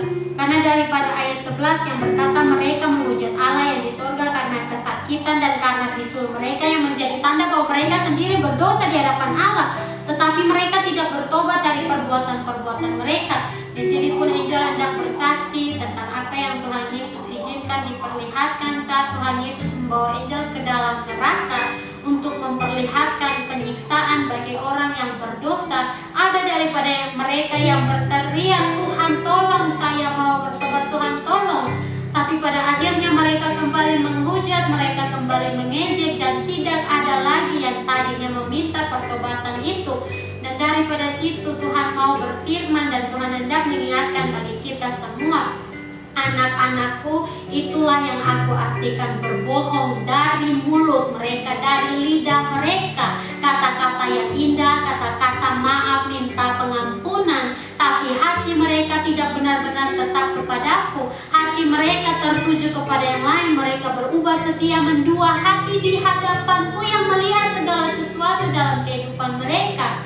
Maka berhati-hatilah dalam melangkah maju mengikuti kehendakku, karena ingatlah bahwa aku memperhitungkan segala sesuatu, tidak ada yang terlewat dari hadapanku. Hal kecil di matamu adalah dosa di hadapanku, maka janganlah engkau berpikir menurut kehendakmu lah yang akan terjadi, karena penghakiman Bapa lah yang akan menetapkan engkau akan berakhir di mana, dalam penyiksaan yang kekal atau dalam kehidupan yang kekal. Maka berhati-hati, itulah mengapa aku ingatkan, berwaspada dan berjaga-jagalah anak-anakku, karena akan tiba waktunya yang telah ditetapkan Bapakku saat aku datang kembali untuk datang bagi anak-anakku. Dan itulah yang hendak diingatkan oleh Tuhan Yesus bagi kita. Orang yang ada di dalam neraka saja mereka tidak bertobat, bukan berarti dalam neraka itu adalah suatu hal yang bisa mereka lalui supaya mereka dilayakkan untuk masuk surga. Tidak. Bagaimana dengan orang-orang yang ada dalam dunia saat ini? Mereka yang saat sudah dapat apa yang mereka mau, bisa saja mereka berbalik kapan saja yang mereka inginkan. Dan itu pun yang diingatkan untuk kita semua. Ingat bahwa apa yang Bapa firmankan ada, nyata, ya, pasti terjadi, digenapi tepat pada waktunya. Itulah mengapa diingatkan bagi kita jelas mereka tidak bertobat dari perbuatan-perbuatan mereka. Jika dari dalam sudut penyusunan dari sisi pandang manusia, bisa saja apa yang dinyatakan tentang ketujuh malapetaka ini peringatan dalam Wahyu pasal 1. Tapi kenapa apa yang Tuhan ingatkan pertama bagi jemaat pribadi masing-masing mereka dulu, dalam bertobatlah, berubahlah, ingatlah apa yang awalnya mulanya kamu perbuat dan lakukanlah lagi itu. Karena daripadamu tidak ada satupun pekerjaan yang aku dapati sempurna di hadapan Allahku. Dan itulah yang diingatkan juga untuk kita semua pada saat ini. Itu dari penilaian manusia, namun dari apa yang Bapa kehendaki dan apa yang Bapa nilai dalam masing-masing kita adalah supaya kita bertumbuh menjadi sempurna mengikuti teladan anaknya yang tunggal Yesus Kristus Tuhan dan Juru Selamat kita. Supaya kita layak bukan disebut raja-raja dalam dunia, namun raja-raja yang ditetapkan oleh Bapa surgawi, yang juga bukan berarti kita mengejar hanya untuk harta benda duniawi saja, namun raja-raja itu yang diingatkan bagi kita kembali dalam Ayub yang berkata tentang janji Allah bagi mereka yang tetap setia sampai pada akhirnya. Ayub pasal 36, tujuan sengsara ialah pertobatan. Dalam ayat 7, ia tidak mengalihkan pandangan matanya dari orang benar, tetapi menempatkan mereka untuk selama-lamanya di samping raja-raja di atas tahta, sehingga mereka tinggi martabatnya. Dan itu membawa kita dalam ayat selanjutnya dari Wahyu pasal 16, ayat 12 berkata, dan malaikat yang keenam menumpahkan cawanya ke atas sungai yang besar, sungai Efrat, lalu keringlah airnya, supaya siaplah jalan bagi raja-raja yang datang dari sebelah timur. Dan aku melihat dari mulut naga dan dari mulut binatang dan dari mulut nabi palsu itu keluar 3 roh najis yang menyerupai katak. Itulah roh-roh setan yang mengadakan perbuatan-perbuatan ajaib, dan mereka pergi mendapatkan raja-raja di seluruh dunia. Dan daripada kata-kata ini raja-raja di seluruh dunia berbeda dari ayat 12 tadi, supaya siaplah jalan bagi raja-raja yang datang dari sebelah timur. Raja-raja yang datang dari sebelah timur ini menunjuk kepada mereka yang menolak Yesus Kristus, yang nantinya pun menyebar kepada seluruh dunia karena mereka menolak darah perjanjian, bahkan mengejek, menghujat, menghinanya. Dan di situ mengingatkan untuk kita tentang keringlah airnya itu. Ada yang hendak Tuhan ingatkan bagi kita pun saat ini di sini pun yang bersaksi saat dalam pergumulan.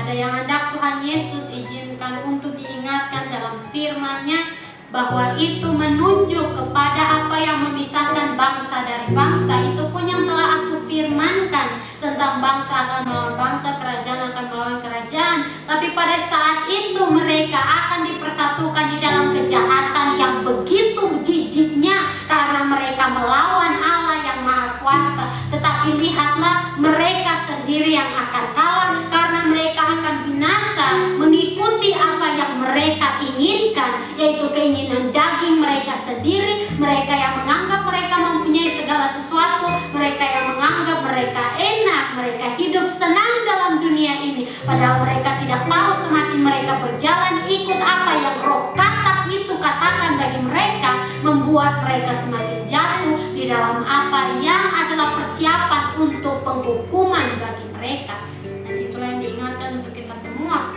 menjadikan diri musuh terhadap Allah. Ini pun juga telah dinyatakan dan juga menjadi peringatan bagi kita di dalam Yesaya pasal 59 di bab perikop dosa adalah penghambat keselamatan. Dalam ayat 4 sampai selanjutnya tidak ada yang, bahkan dari ayat 3, sebab tanganmu cemar oleh darah dan jarimu oleh kejahatan, mulutmu mengucapkan dusta, lidahmu menyebut-nyebut kecurangan.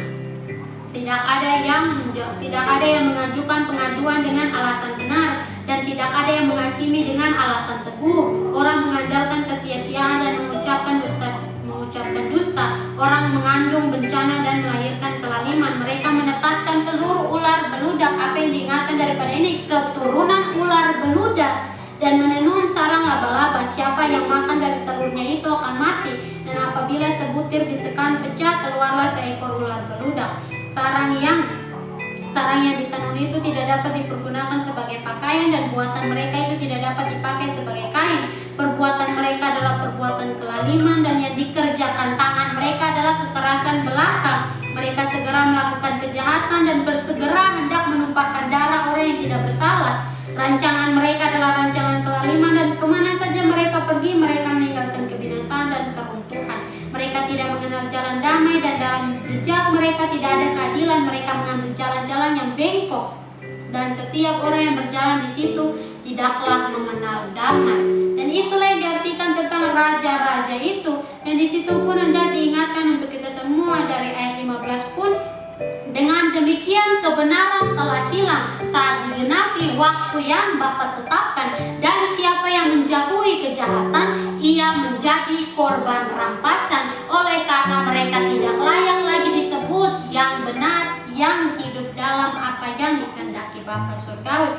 Tetapi Tuhan melihatnya dan adalah jahat di matanya bahwa tidak ada hukum. Ia melihat bahwa tidak seorang pun yang tampil dan ia tertegun karena tidak ada yang membela, yaitu membela orang benar, karena mereka tidak menghargai dalam apa yang Allah firmankan.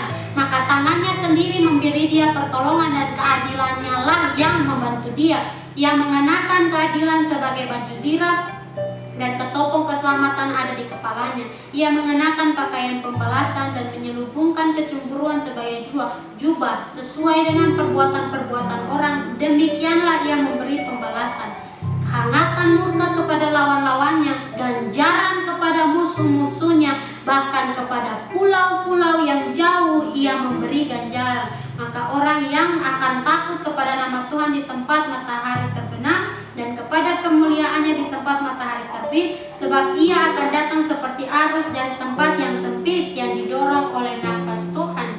Dan disitulah yang diingatkan untuk kita, bahkan keselanjutannya pun sampai ke kemuliaan Sion yang akan datang. Tetapi daripada ayat 3 sampai ayat 8 tadi, bahkan juga ayat 15 sampai pada ayat 19 yang tadi telah dibacakan bagi kita, mengajarkan tentang raja-raja ini.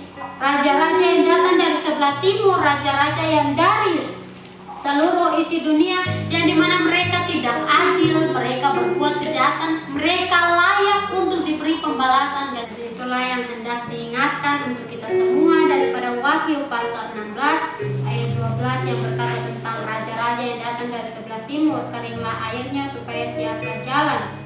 Mengapa di sini cawan yang keenam ditumpahkan ke atas sungai yang besar, sungai Efrat, sedangkan sungai-sungai sebelumnya sudah dikatakan semuanya menjadi darah? Mengajarkan kita kembali tentang yang tertulis dalam Kejadian sebelumnya di dalam pasal 2 manusia dan Taman Eden, di mana sungai yang keempat ialah Efrat, sungai yang besar. Tetapi yang terakhir disebut yang juga menjadi penggenapan di dalam perlawanan musuh Allah, yang akan Allah mengalahkan mereka dengan kehendaknya, kuasanya, menurut rencananya. Jadi dalam semua ini mengingatkan bagi kita, mereka ada disiapkan untuk dibinasakan. Begitupun orang-orang yang tertinggal saat Tuhan Yesus datang kembali ke dunia untuk menyelamatkan orang-orang pilihan. Dan aku melihat dari mulut naga yang dikatakan dalam Wahyu pasal 12, lalu mulut binatang yang dikatakan dalam Wahyu pasal 13, dari mulut nabi palsu itu yang dinyatakan juga dalam Wahyu pasal 13, tapi dalam binatang yang keluar dari dalam bumi. Karena mengapa di situ dikatakan tentang nabi palsu? Karena seperti anak domba, tapi ia berbicara seperti seekor naga. Dan di situ selanjutnya keluar 3 roh najis yang menyerupai katak. Yang dimana di sini pun yang hendak bersaksi tentang apa yang Tuhan Yesus izinkan diperlihatkan tentang katak ini. Tangan dan kakinya kedua-duanya sungguh begitu panjang, bahkan panjangnya sampai mengerikan. Ada cakar-cakarnya yang begitu panjang dan tajam juga pada kaki-kakinya. Badannya lengket dan licin seperti mau mengikat orang-orang yang didapatinya. Dan juga lidahnya panjang, memakan apa yang jorok dan apa yang jijik di mata kita. Dan itu pun yang diingatkan, melambangkan manusia melakukan apa yang adalah kelaliman, kejijikan, kekejian di hadapan Allah yang Maha Kudus. Karena di situ pun mengingatkan bagi kita perbedaan antara katak dan kodok-kodok, yang dimana ia lebih pendek kakinya, lebih memilih merayap, lebih memilih merangkak. Dan di situ kulitnya lebih kasar daripada katak, yang dimana katak kulitnya lebih licin, kakinya lebih panjang, lebih memilih meloncat, dan begitu pun melambangkan tentang indahnya apa yang dunia tawarkan. Sungguh begitu indah, bisa beradaptasi dengan siapa saja, menyenangkan hati mereka, membuat mereka melupakan waktu dan tempat yang diberikan Bapa untuk memuji dan memuliakan namanya, untuk berbuat sesuai kehendaknya.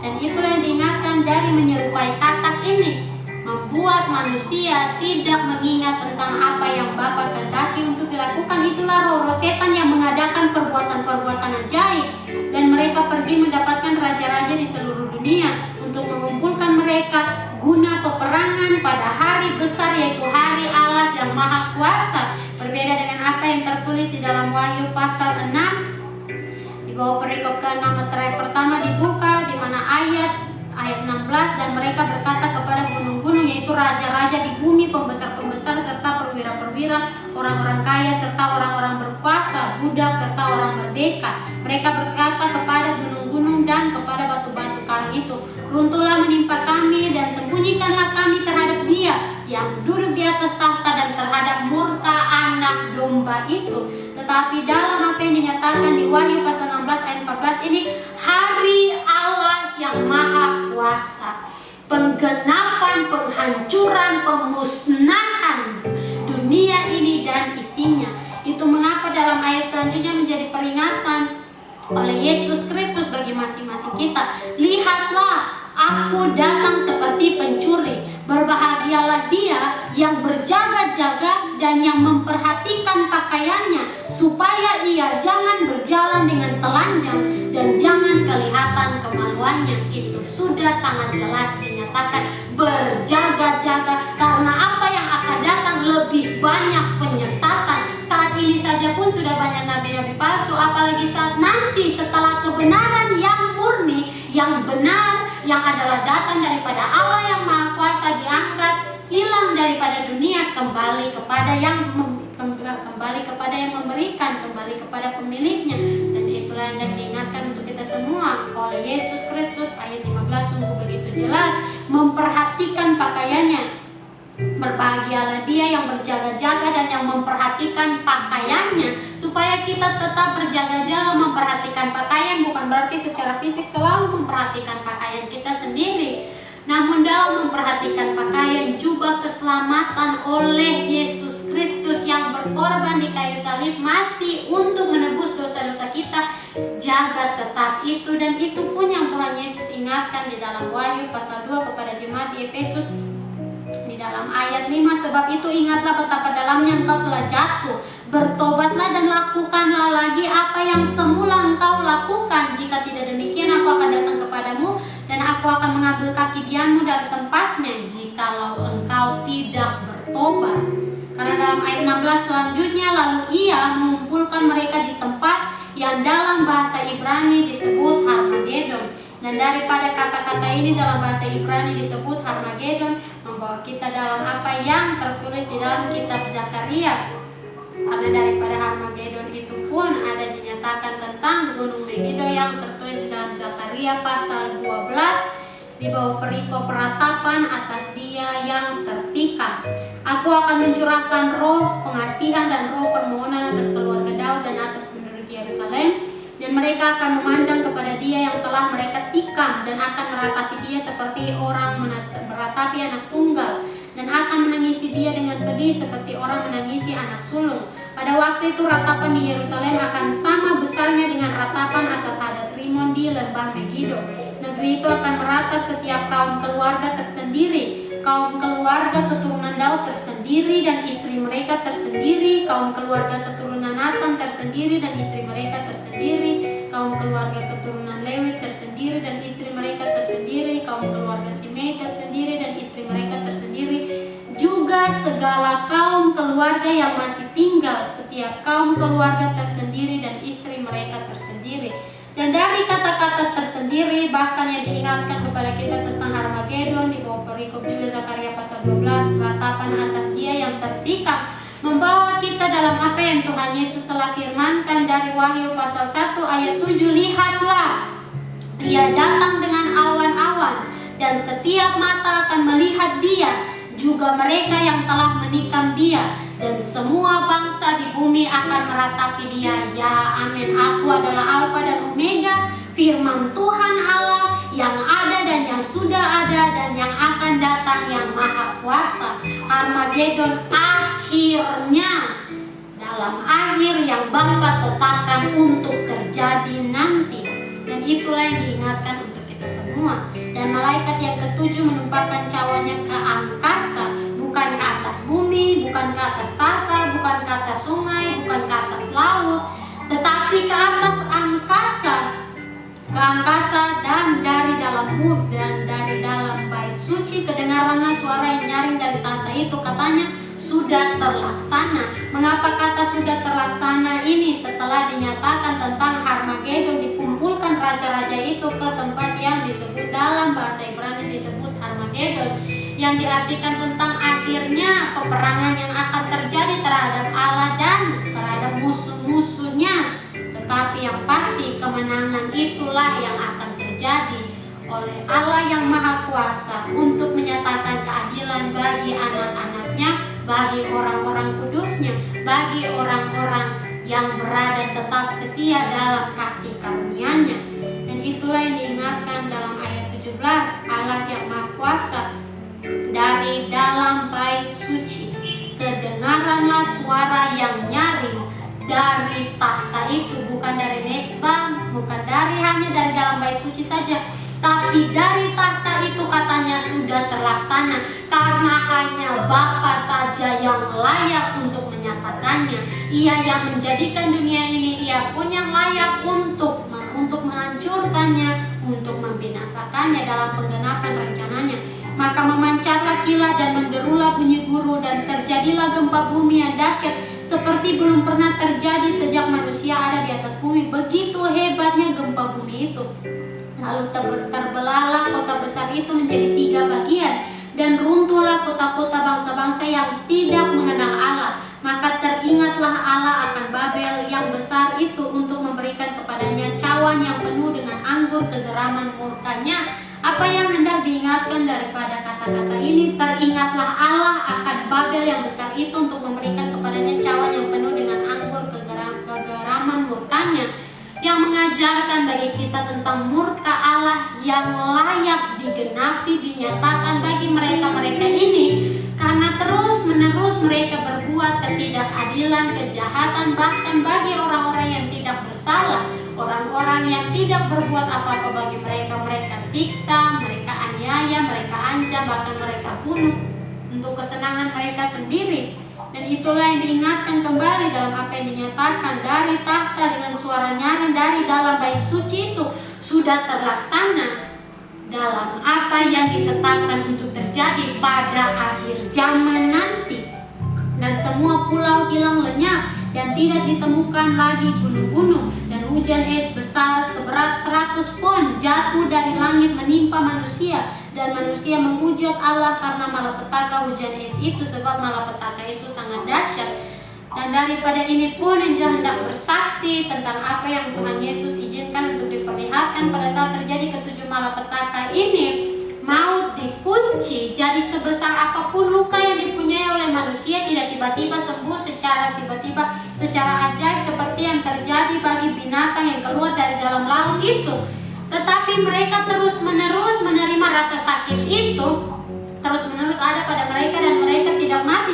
Jadi jika mereka tertimpa oleh hujan es yang besar seberat 100 pon ini, seberapa luka pun mereka tetap luka seperti itu, dan mereka tetap hidup menderita karenanya. Itulah mengapa manusia menghujat Allah karena malapetaka hujan es itu, sebab malapetaka itu sangat dahsyat. Dan itu pun kembali melambangkan tentang yang tadi dinyatakan tentang di dalam neraka, mereka yang disiksa walaupun pada awalnya minta bertobat, tapi pada akhirnya sudah terlambat dan mereka kembali menghujat Allah Bapa yang menyatakan tentang waktu dan kesempatan. Tapi itu pilihan mereka sendiri, tidak mau memakainya untuk memuliakan Dia dan melakukan perbuatan yang berkenan kepadanya. Dan itulah yang hendak diingatkan daripada Wahyu pasal 16 ketujuh malapetaka hari ini, mengingatkan bagi kita